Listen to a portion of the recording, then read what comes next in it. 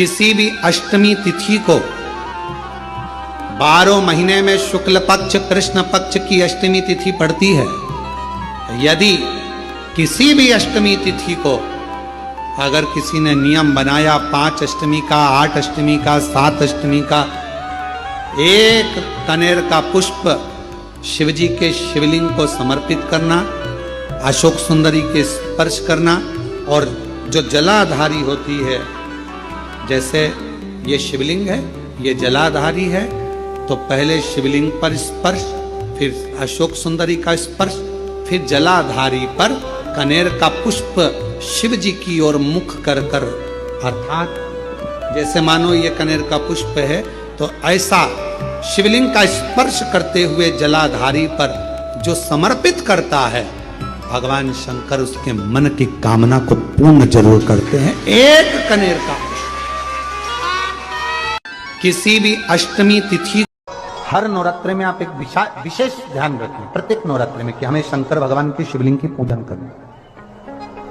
और एक और बात समझ लें, 2 शिवलिंग का निर्माण नहीं भी कर सकते हैं तो एक शिवलिंग का निर्माण करें और उस शिवलिंग के पास में ही एक छोटा सा मिट्टी का ढेला रखकर मां जगत जननी जगदम्बा का भी पूजन कर सकते हैं। आपको नहीं बनाना 2 शिवलिंग, तो एक शिवलिंग, एक मिट्टी का थोड़ा सा।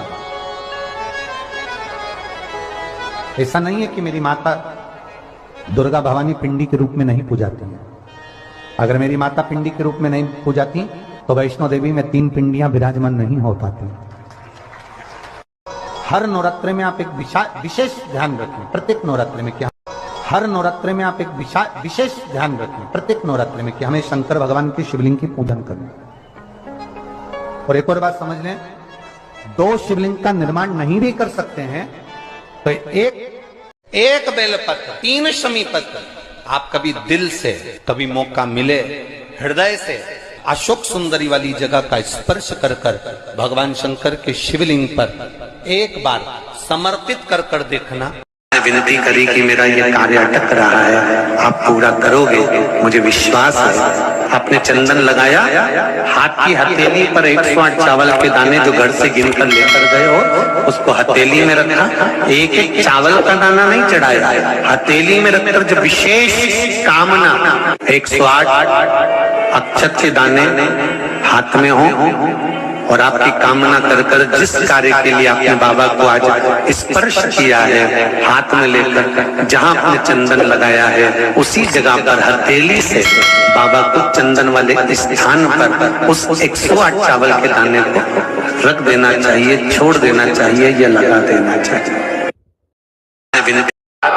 प्रदोष, शिवरात्रि, सोमवार की अष्टमी, ये वो तिथियां हैं, ये वो बार है।